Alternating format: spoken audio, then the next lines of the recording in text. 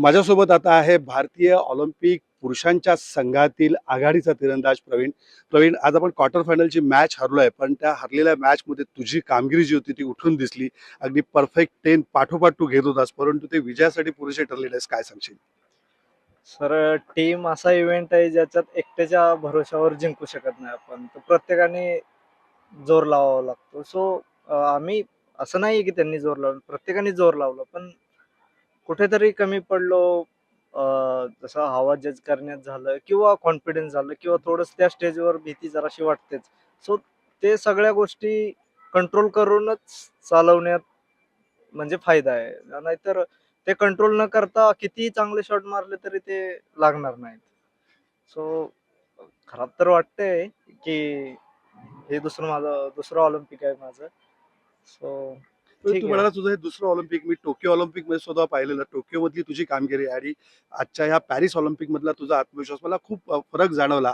ज्या एकाग्रतेने तू काम म्हणजे अगदी विशेषतः तुझ्या आधीचे खेळाडू 8 आणि 9 गुण खेळत असताना सुद्धा परफेक्ट 10चा पॉईंट वसूल करणं हे साधी सोपी गोष्ट नाही. हा जो तुझ्यातला बदललेला आत्मविश्वास मला व्यक्तिशः आज पॅरिसमध्ये जाणवला. गेल्या 4 वर्षात काय बदल झाला असं तुला जाणवतं? सर, मी जसं टोकियोमध्ये ज्याप्रमाणे शूटिंग केली होती, त्याच्यात मी फक्त जे पण माझी शूटिंग प्रोसेस होती, त्याला खूप जास्त म्हणजे तेच करत राहिलो कंटिन्यू. प्रत्येक कॉम्पिटिशनमध्ये, प्रत्येक इव्हेंटमध्ये मी तेच केलं. हारलो, जिंकलो, मी त्याचा विचार नाही केला. सो मला माहित होतं एक दिवस हे प्रोसेस मला खूप कामी येणार आहे समोर. सो मी या स्टेजवरती पण तेच काम केलं. मी असं नाही की ऑलिम्पिकची मॅच आहे आणि मला चांगलं करायचं असं काही माइंडमध्ये नव्हतं. मी फक्त माझी प्रोसेस फॉलो करत राहिलो आणि चालवत राहिलो कंटिन्यू. टीम इव्हेंटमध्ये आपण पराभूत झालोय. आता पुरुष एकेरीच्या मॅचेस असतील, काय स्ट्रॅटेजी असेल त्यासाठी?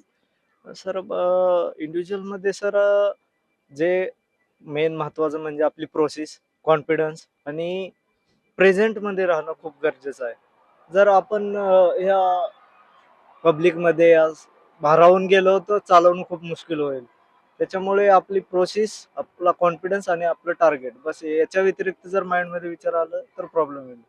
त्याच्यापेक्षा जे आपली प्रोसेस आहे तेच कंटिन्यू करत राहायचं आणि चालवत राहायचं. प्रवीण, चंद्रावर अनेक जणांनी आजपर्यंत स्वारी केल्या, पण आपल्या सगळ्यांच्या लक्षात राहतो तो नील आर्मस्ट्रॉंग. कारण चंद्रावर पहिल्यांदा सवारी जर कोणी केली असेल तर नील आर्मस्ट्रॉंग आहे.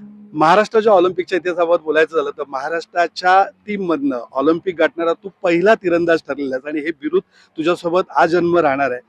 ग्रामीण भागातनं तू आलास, तुझी करिअर घडवलीस आणि आज तू पॅरिसमध्ये ऑलिम्पिकमध्ये सहभागी झालास. आज एबीपी माझ्याच्या माध्यमातून महाराष्ट्रातले ग्रामीण खेळाडू जे आहेत, आज तुझा हा संवाद ऐकत असतील, या सगळ्या ग्रामीण खेळाडूंना तू काय सांगशील?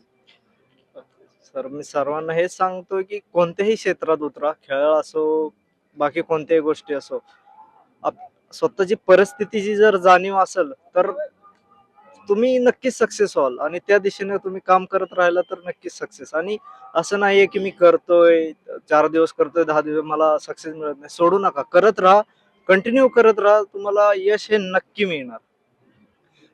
प्रवीण, मला स्वतःला पडलेला एक प्रश्न आहे. मी गेले 28 वर्ष विविध क्षेत्रातल्या खेळाडूंच्या इंटरव्ह्यूज केलेले आहेत, पण मला नेहमी तुझ्याबद्दल एक अचंबा असा वाटत राहिलेला आहे की ग्रामीण भागातनं तू आलास, असंख्य अडचणींचा सामना तू केलेला आहे. आज पॅरिस सारख्या ऑलिम्पिकमध्ये तू आज सहभागी झालेला आहेस.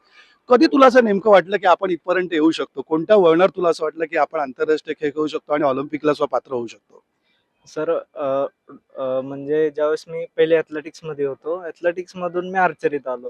तर आर्चरीत ज्यावेळेस सुरुवात केली त्यावेळेस नॅशनल्स वगैरे मेडल घेतलं. पण इंटरनॅशनलची ट्रायल होते किंवा स्पर्धा असतात हे एवढं मला माहित नव्हतं. सो ज्यावेळेस मी पहिला इंटरनॅशनल खेळलो तेव्हा असं डोक्यात काही नव्हतं माझ्या की यार आपल्याला मेडल जिंकायचंय काय. बस एवढं माहित होतं जाऊन आपल्याला जे आपण प्रॅक्टिस मध्ये केलंय तेच करायचंय तिथं जाऊन. तेच केलं. त्याच्यानंतर मेडल जिंकत जिंकत गेलो आणि कंटिन्यू मग हळूहळू जसं सायकोलॉजी झालं, प्रत्येक सोयी मिळत गेल्या. त्या हिशोबाने परफॉर्मन्स पण वाढत गेला. सो 2019च्या वर्ल्ड चॅम्पियनशिपमध्ये सिल्वर घेऊन आम्ही कोटा घेतला होता.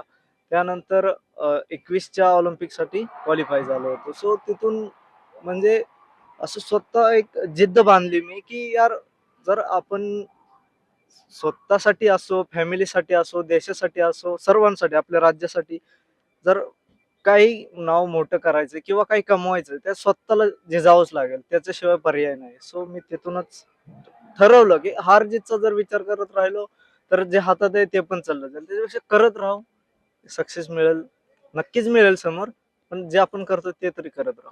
तो महाराष्ट्राच्या खाशाबा जाधव, लिअँडर पेस याने ऑलिम्पिकमध्ये मेडल मिळवलेला आहे. त्यांचा हा वसा तू पुढे नेण्याचा प्रयत्न करतोस. एकेरीमध्ये आता मॅचेस आता सुरू होतील.